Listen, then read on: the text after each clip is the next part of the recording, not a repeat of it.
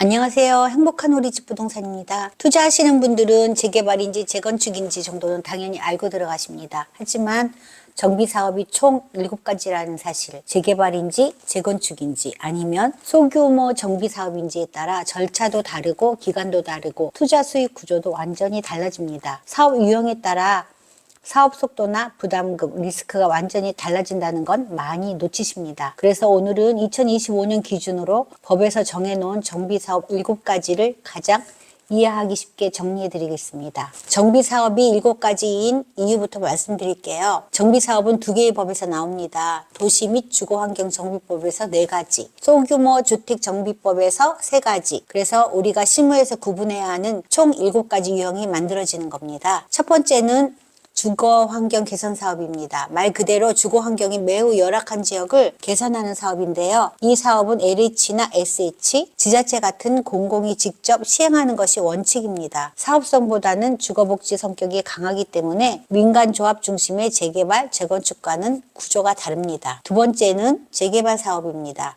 도로, 주차장, 상하수도 같은 기반시설이 부족하고 노후된 저층주택이 밀집한 지역을 동네 전체 단위로 새로 만드는 사업입니다. 기반시설부터 주거지까지 전면적으로 개선하기 때문에 규모도 크고 사업기간도 긴 편이지만 그만큼 사업성도 크게 나올 수 있는 유형입니다. 세 번째는 재건축 사업입니다. 아파트나 연립 같은 공동주택이 오래돼서 건물을 새로 짓는 사업입니다. 기반시설은 이미 갖춰져 있지만 건물 자체가 노후됐기 때문에 안전진단을 통과하는 것이 가장 중요한 기준이 됩니다. 네 번째는 도시환경 정비사업입니다. 이 사업은 주거지가 아니라 상업지역이나 공업지역처럼 도시 기능이 떨어진 곳을 복합 개발하는 유형입니다. 도심에 주상복합이나 업무시설이 들어서는 도시재생형 정비사업이라고 이해하시면 됩니다. 다섯 번째는 자율주택 정비사업입니다. 단독이나 다가구 같은 소규모 주택을 주민들이 스스로 모여서 개량하거나 새로 짓는 사업인데요. 정비사업 중에서 가장 작은 단위입니다. 여섯 번째는 가로주택 정비사업입니다. 도로로 둘러싸인 블록, 즉 가로구역 안에서 저층 주거지를 소규모로 정비하는 사업인데요. 재개발보다 절차가 단순하고 진행 속도가 빠른 게 특징입니다.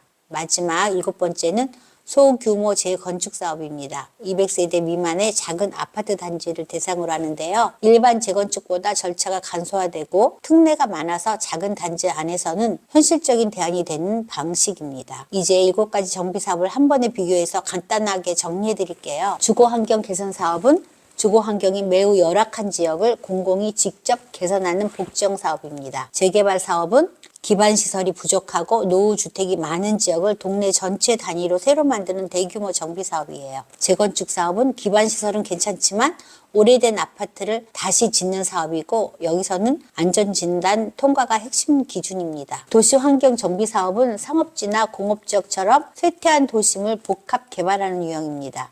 자율주택 정비사업은 단독이나 다가구 같은 소규모 주택을 주민 합의체가 직접 정비하는 가장 작은 사업이고, 가로주택 정비 사업은 가로 구역 안에서 저층 주거지를 중저층 공동주택으로 바꾸는 소규모 정비입니다. 소규모 재건축 사업은 200세대 미만의 작은 아파트 단지를 신속하게 재건축하는 방식입니다. 이렇게 7가지 정비사업은 대상도 다르고 절차도 다르고 사업 성격도 모두 다릅니다. 그래서 투자자라면 이 지역이 어떤 정비 유형인지 정확히 파악하는 게 가장 중요한데요.